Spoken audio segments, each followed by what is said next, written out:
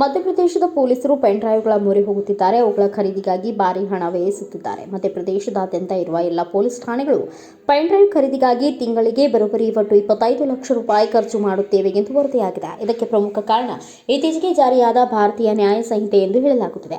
ಕೇಂದ್ರ ಸರ್ಕಾರವು 2024ರಲ್ಲಿ ಭಾರತೀಯ ದಂಡ ಸಂಹಿತೆ ಬದಲಾಗಿ ಭಾರತೀಯ ನ್ಯಾಯ ಸಂಹಿತೆಯನ್ನು ಜಾರಿಗೊಳಿಸಿದ ಹೊಸ ಕಾಯ್ದೆಗಳ ಅಡಿಯಲ್ಲಿ ದಾಖಲಾಗುವ ಪ್ರಕರಣಕ್ಕೆ ಸಂಬಂಧಿಸಿದ ಎಲ್ಲ ಸಾಕ್ಷ್ಯಾಧಾರಗಳು, ಅಪರಾಧ ಸ್ಥಳದ ದೃಶ್ಯಗಳ ಚಿತ್ರೀಕರಣ ಹಾಗೂ ವಿಧಿವಿಜ್ಞಾನ ದತ್ತಾಂಶಗಳನ್ನು ಪೆನ್ ಡ್ರೈವ್ಗಳ ಮೂಲಕವೇ ಸಲ್ಲಿಸಬೇಕು ಎಂದು ಕಡ್ಡಾಯಗೊಳಿಸಲಾಗಿದೆ. ಅದಕ್ಕಾಗಿ ಪೆನ್ ಡ್ರೈವ್ ಖರೀದಿಸಬೇಕಾದ ಹೊಣೆಗಾರಿಕೆ ಪೊಲೀಸರ ಮೇಲೆಯೇ ಇದ್ದು, ಪೊಲೀಸರು ಪೆನ್ ಡ್ರೈವ್ ಖರೀದಿಯ ಭರಾಟೆಯಲ್ಲಿ ತೊಡಗಿದ್ದಾರೆ. ಪ್ರಸ್ತುತ ಮಾರುಕಟ್ಟೆಯಲ್ಲಿ 8 GB ಪೆನ್ ಡ್ರೈವ್ ಬೆಲೆ ಸುಮಾರು 300 ರೂಪಾಯಿಗಳಿಗೆ ಒಂದೇ ಪ್ರಕರಣದ ತನಿಖೆ ಮಾಹಿತಿ ಮತ್ತು ಸಾಕ್ಷ್ಯಗಳನ್ನು ಸಂಗ್ರಹಿಸಲು ಪದೇ ಪದೇ ಹಲವಾರು ಪೆನ್ ಡ್ರೈವ್ಗಳನ್ನು ಖರೀದಿಸಬೇಕಾಗಿದೆ. ಮಾಹಿತಿ ಪ್ರಕಾರ 2024ರ ಜುಲೈ 1ರಿಂದ 2024ರ ಸೆಪ್ಟೆಂಬರ್ 3ರವರೆಗೂ ಹೊಸ ಕಾಯ್ದೆಯಡಿ ಪ್ರತಿದಿನ ಸರಾಸರಿ 7,400 ಎಫ್ಐಆರ್ಗಳಂತೆ ಒಟ್ಟು 5,56,000 ಎಫ್ಐಆರ್ಗಳನ್ನು ದಾಖಲಾಗಿವೆ. ಇವುಗಳ ತನಿಖೆಗಾಗಿ ಹೆಚ್ಚಿನ ಸಂಖ್ಯೆಯ ಪೆನ್ ಡ್ರೈವ್ಗಳನ್ನು ಖರೀದಿಸಬೇಕಾಗಿದೆ.